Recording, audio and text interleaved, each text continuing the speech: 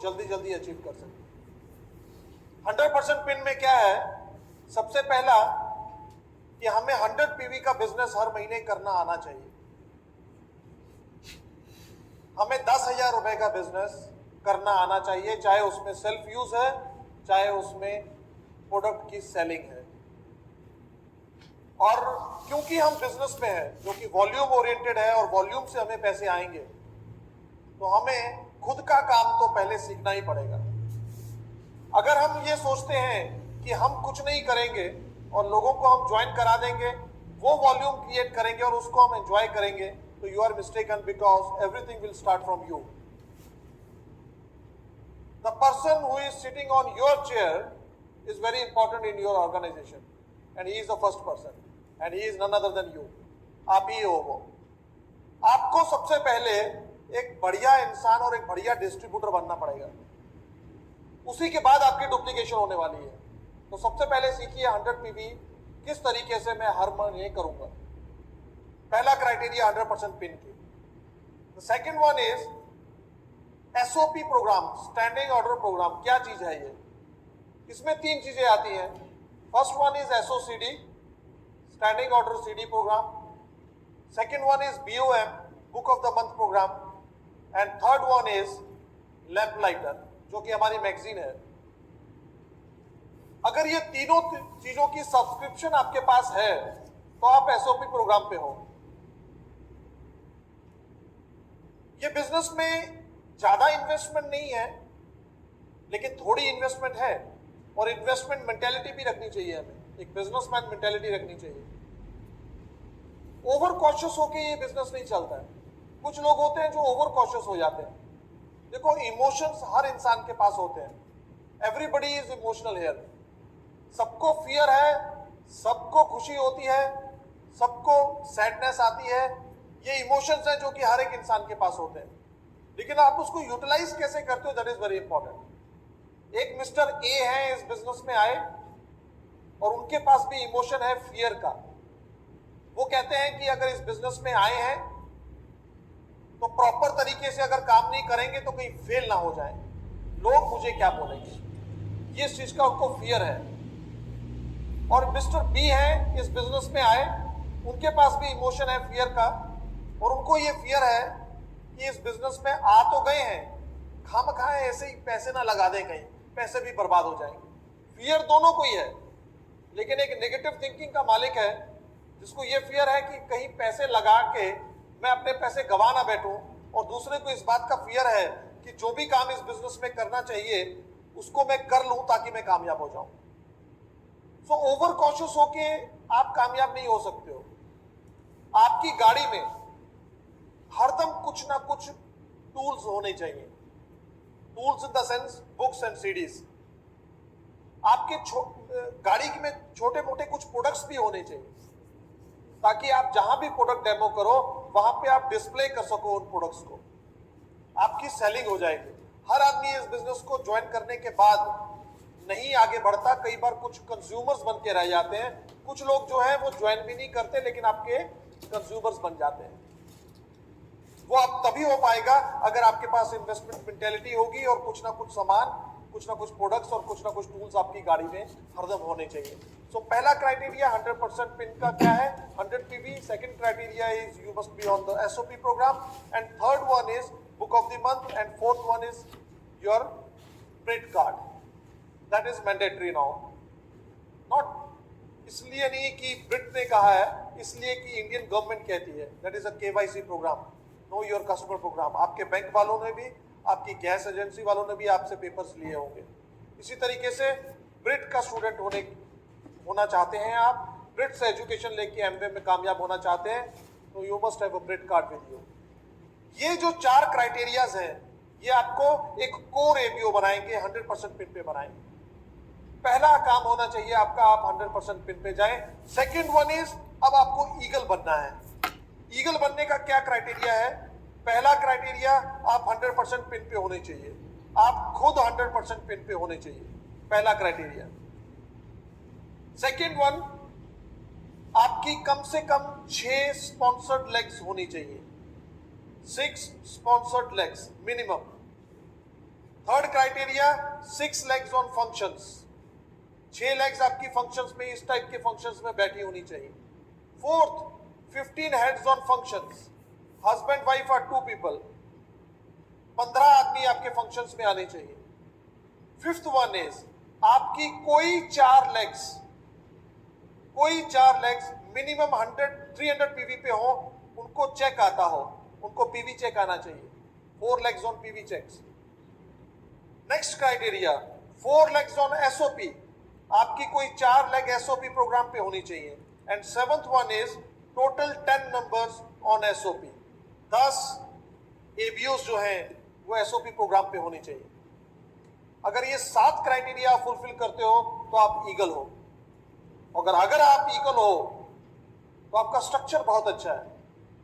Eagle के बाद अगर आप अपने नीचे कोई ईगल ब्रेक करते हो तो आप डबल ईगल हो, और उसके बाद अगर आप और ईगल्स ब्रेक करते हो पैरेलल लेग्स में तो यू बिकम अल्टीमेट ईगल्स। ये क्राइटेरिया है 100% पिन और ईगल। ये है काम करने वाला इस बिजनेस में। आई वॉज टॉकिंग अबाउट कि करना क्या है इस बिजनेस में। 4 बेसिक स्टेप्स करते हुए आपको ये पिन्स अचीव करनी है, और ये पिन जब अचीव होंगी तो आपका स्ट्रक्चर बहुत अच्छा होगा, और इसके जरिए आप बड़े इजीली जो है वो 6, 9, 12, 15, 18, 21% पे जाएंगे दोस्तों। कर सकते हैं हम। ब्रिट वर्ल्डवाइड एजुकेशन सिस्टम ने हमारे बिजनेस को बहुत सिंपलीफाई कर दिया है, बहुत इजी कर दिया है, और एक शॉर्टकट दे रखा है। इसको फर्दर शॉर्टकट करने की जरूरत नहीं है। कई लोग शॉर्टकट को शॉर्टकट करते हैं, जिस वजह से नाकामयाबी मिलती है दोस्तों। कार्डिनल रूल्स, हमारे बिजनेस में कुछ रूल्स बनाए गए हैं, और रूल्स इसलिए बनाए जाते हैं कि people are tend to break them, वो तोड़ते हैं उन रूल्स को। अगर बाएं हाथ चलना है तो बाएं हाथ ही चलना है, दाएं हाथ चलना शुरू करेंगे तो एक्सीडेंट हो जाएगा। रूल्स का मतलब ये होता है। पहला रूल, कभी भी कोई काम करने से पहले हमें अपने अपलाइन से चेक करना चाहिए। We should check with your upline before doing something new in this business. कुछ भी करना है, उससे आपका टाइम बचेगा, आपके पैसे बचेंगे, आपके एफर्ट्स बचेंगे दोस्तों। Second rule, never pass anything negative to your downline और क्रॉस लाइन। इस बिजनेस के अंदर नेगेटिव का कहीं जगह ही नहीं है। अगर कभी कोई मन कर रहा है, आपको कोई चीज आपको नेगेटिव लग रही है, शायद वो नेगेटिव नहीं है बट आपको लग रही है, और आपका मन भी है किसी से बात करनी है, तो गो टू योर अपलाइन,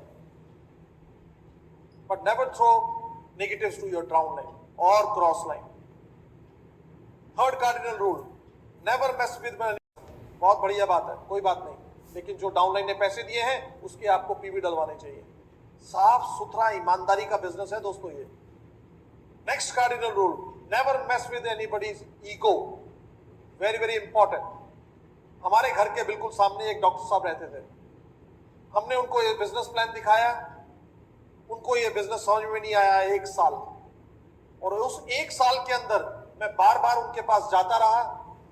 हो सकता है कि उस 1 साल में उन्होंने कुछ ऐसी किया और कहने लगे I want to join this business, और उसका नतीजा ये हुआ दोस्तों कि वो बिजनेस में आए हमारे गोल्ड प्रोड्यूसर बनने के बाद, और वो पहले एमरेट बने। सबको उन्होंने सरपास कर दिया। Never hurt anybody's ego. Next cardinal rule is never mess with anybody's spouse. इसके बारे में ज्यादा बोलने की जरूरत नहीं है। हमारे हिंदुस्तान में संस्कार हैं, पर फिर भी ध्यान देने योग्य है। आजकल यंग जनरेशन बहुत बिजनेस में आ रही है, कोई मैसअप नहीं होना चाहिए दोस्तों। हमारी ब्रिट वर्ल्डवाइड की मीटिंग्स बहुत सेफ मानी जाती हैं। लोग यहां दावा करते हैं कि यहां पे लेडीज रिलीजियस प्लेसेस से ज्यादा सेफ है। उसको हमें बरकरार रखना है दोस्तों, इस दावे को हमें बरकरार रखना है, और एक पाक जगह बनानी है हमें ब्रिट वर्ल्डवाइड की, जहां पे कि लोग उदाहरण दें कि ब्रिट के स्टूडेंट्स हैं इसलिए इनका कैरेक्टर बहुत हाई है दोस्तों। Next cardinal rule is never embarrass your upline. Again very important. Upline भगवान नहीं है, उसके अंदर परफेक्टनेस ढूंढने की जरूरत मत करो। अपलाइंस के अंदर कुछ गलतियां भी हो सकती हैं। अपलाइन सभी काम आपका सभी अच्छे तरीके से करा देगा, ऐसी वो गारंटी नहीं ले सकता है। Don't embarrass your upline. बार बार एक ही चीज को कह के उसको एम्बेरसमेंट में मत डालिए दोस्तों। These are the cardinal rules. अगर इसको आप फॉलो करोगे ना, दरअसल आपने देखा होगा कहीं कि जो ब्रिजेस बने होते हैं ना, उनके साथ एक रिटेनिंग वॉल बनी होती है, वो रिटेन करती है मिट्टी को। अगर वो रिटेनिंग वॉल ना हो तो वो ब्रिज कोलैप्स हो जाए। उसी तरीके से हमारे बिजनेस के अंदर जो कार्डिनल रूल्स है ना, ये रिटेनिंग वॉल का काम करती है। आपके बिजनेस को उसने रोक के रखा हुआ है। अगर रिटेनिंग वॉल आपने खत्म कर दी, कार्डिनल रूल तोड़ दिए, तो आपका बिजनेस नीचे आ सकता है दोस्तों। These are very very important. Last, my wife was telling about power of unity. बहुत बातें कर ली हमने इसके बारे में। हमें आपस में यूनाइट रहना होगा। एक ब्रिट अम्ब्रेला के नीचे अगर हम यूनाइटेड रहेंगे तो बहुत ज्यादा ग्रो करेंगे। United we always stand and divided we fall. Next, power of submission. Power of submission के बारे में इतना बोलना चाहूंगा दोस्तों, एक उदाहरण देता हूं मैं आपको।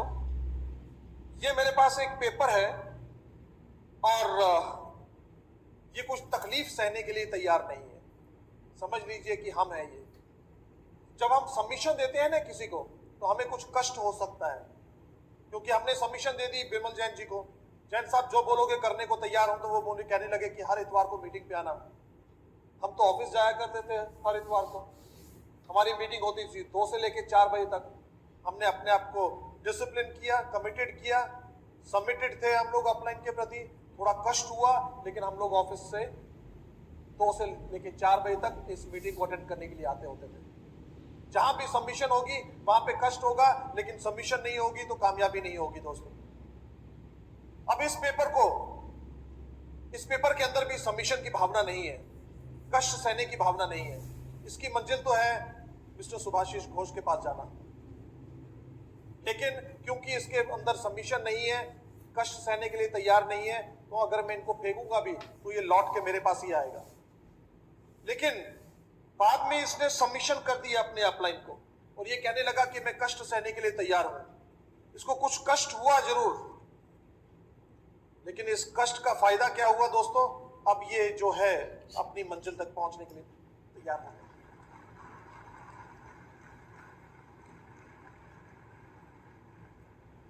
That is power of submission.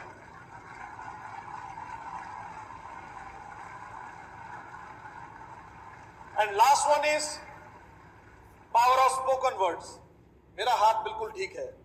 That is power of spoken words. I am fit and fine. शब्दों में बहुत पावर होती है दोस्तों। शब्द जो है ना आपके बीज होते हैं। उन्होंने हमें पावर ऑफ स्पोकन वर्ड्स पे बहुत जोर दिया दोस्तों। जो बोलोगे वही होगा। Speak what you want, speak what you want, speak what you want. जो चाहते